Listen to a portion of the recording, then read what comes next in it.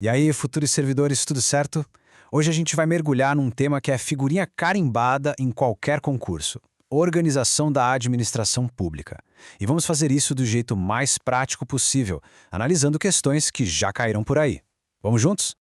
O nosso objetivo aqui é bem direto: entender como a banca examinadora pensa, resolver as questões e, o mais importante, fazer com que esses conceitos grudem na sua mente de vez. Então, sem mais enrolação, vamos ao que interessa. Para a gente construir uma base forte, sabe? Vamos começar pelo começo, por aqueles conceitos básicos que são a fundação de tudo e que, olha, sempre dão as caras na prova. Olha aí nessa primeira questão, direto ao ponto. Ela quer saber qual é o sentido da expressão administração pública quando a gente está falando de quem faz o trabalho, sabe? Dos órgãos, das entidades. Pensa um pouquinho aí. Qual letra você marcaria? Exatamente! A resposta certa é a letra A. Agora, o mais importante, vamos entender o porquê disso. A grande sacada aqui é a seguinte: o sentido subjetivo, que também pode ser chamado de orgânico ou formal, foca em quem executa a função. Pensa em sujeito, são as pessoas, os órgãos, a estrutura em si. Então, se a questão falou em entes e órgãos, ela está falando de quem, é o sentido subjetivo na veia.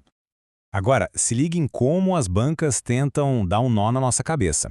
Essa outra questão aqui mistura as coisas. Ela diz que o sentido material ou objetivo se refere ao conjunto de órgãos e pessoas. E aí, tá certo ou tá errado isso? E a resposta é erradíssimo. Essa é a pegadinha clássica, gente. A questão descreveu certinho o sentido subjetivo, que a gente acabou de ver, mas chamou ele de objetivo. É um erro bobo que infelizmente derruba muita gente boa. Então, para nunca mais cair nessa, subjetivo, de sujeito, é quem faz. Objetivo, de objeto, é o que é feito. É a atividade em si, como prestar um serviço público, por exemplo. Guarda isso, que não tem mais erro. Pode confiar. Beleza! Agora que a gente já matou a pau a diferença entre quem administra e o que é a administração, vamos ver como essa galera toda se organiza. Esse é outro tópico quentíssimo. Vamos analisar essa afirmação aqui. Ministério da Saúde faz parte da administração indireta? Pensa bem, certo ou errado? A afirmação está incorreta. E entender o porquê é fundamental para não errar mais questões desse tipo. Pensa assim, ó, a administração direta é o coração do Estado, o núcleo duro, sabe?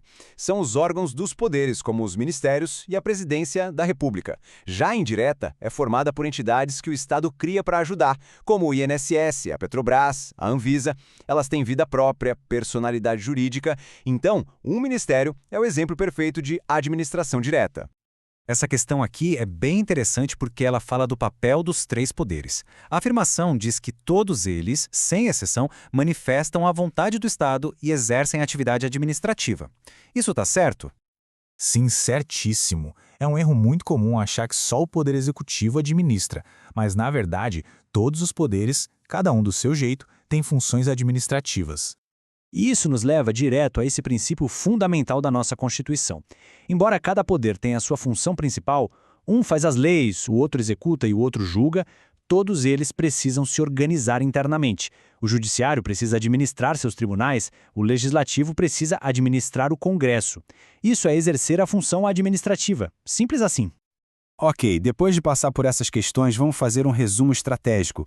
O que de tudo isso a gente precisa levar no bolso para a hora da prova? Quais são os pontos que não dá para esquecer de jeito nenhum?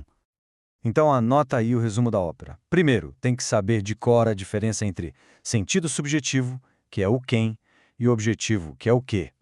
Segundo, dominar a distinção entre administração direta e indireta.